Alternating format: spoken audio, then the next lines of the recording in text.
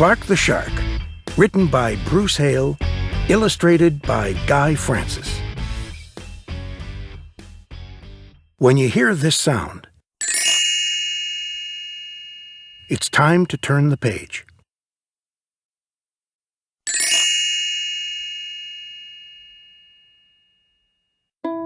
In all the wide blue seas, in all the wide blue world, the top school for fish was Theodore Roosterfish Elementary.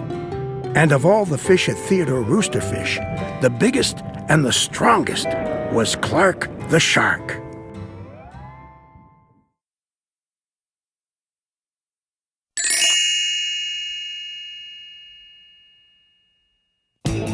Clark loved school, and he loved his teacher, Mrs. Inkydink. He loved to play upsy-downsy and spin-a-majig with his friends.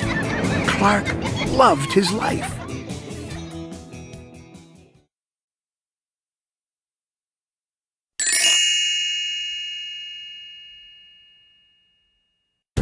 "School is awesome!" shouted Clark the Shark. "Less shouting, more reading," said Mrs. Inkydink. "Lunchtime is sweet!" yelled Clark the Shark. "Munch your own lunch," said his best friend Joey Mackerel. "Recess rocks!" bellowed Clark the Shark. "You are playing rough, Clark," cried the other kids.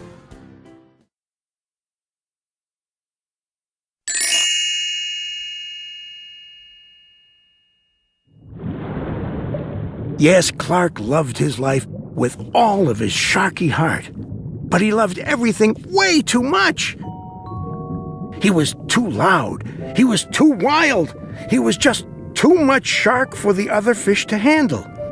After a while, no one would play with Clark. No one ate lunch with him. No one sat with him at circle time. Even his best friend Joey Mackerel said, "Cool your jets, Clark. You're making me crazy."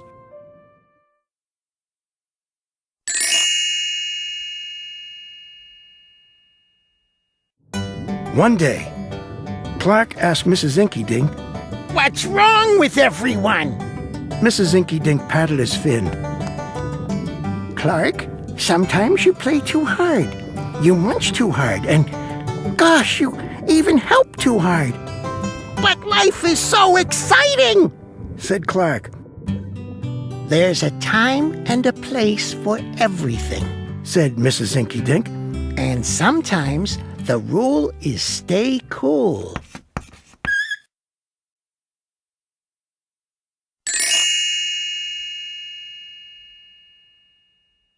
At recess, Clark tried to stay cool, but he pushed the swing with too much zing. "Sorry," said Clark. "I forgot." "Yikes!" cried Joey Mackerel. At lunch, Clark tried to stay cool, but everything smelled so good that he munched a bunch of lunches. "Sorry," said Clark. "I forgot." "We're starving," said his friends.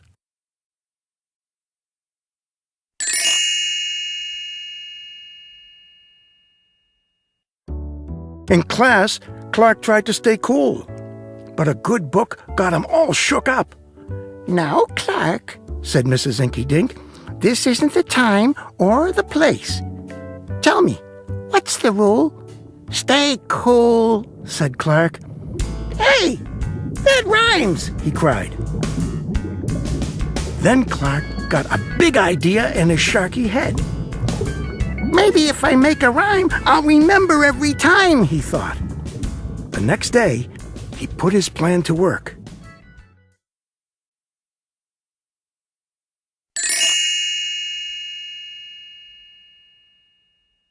In class, when lessons got exciting, Clark wanted to bounce up out of his seat. Instead, he told himself, "When teacher's talking, don't go walking." And what do you know? It worked! "Attaboy, Clark," said Mrs. Inkydink. Clark smiled. "Lessons are fun!"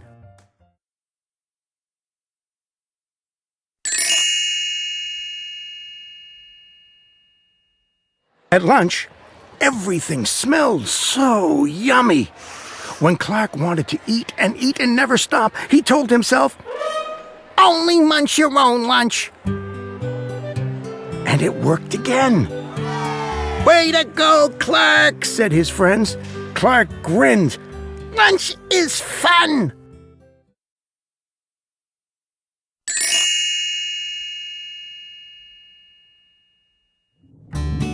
At playtime, Clark told himself, "Easy does it, that's the way. Then my friends will let me play." And playtime was fun.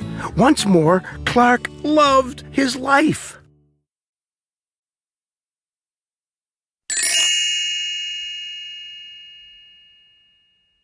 But then, a shadow fell across the playground. A ginormous shadow with tentacles galore. "It's a new kid and he looks scary," cried Joey Mackerel. "Swim for your lives!"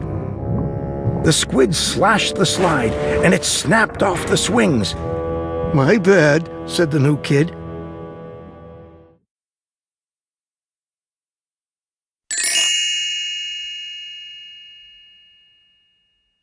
"Wait," said Clark. "He just wants to play. Let's find a way." And he swam at the new kid with all his might. Clark played harder than he ever had before. Upsy-downsy and spin-a-majig. Why, he even made up a new game. Tail Wumpalumpus. "Wow, that was fun," said the new kid breathlessly, and he settled down. "If you want to come to school, you've got to stay cool," said Clark.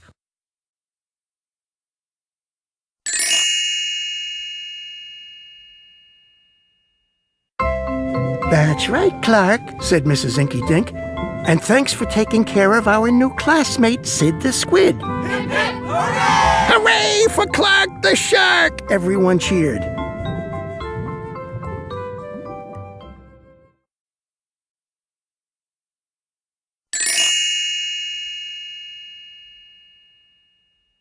That night, Clark's mother asked, "What did you learn at school, dear?"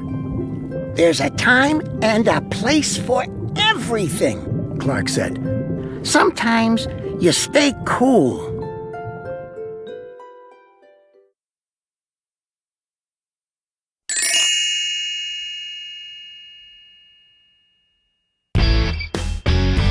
But sometimes a shark's gotta do what a shark's gotta do.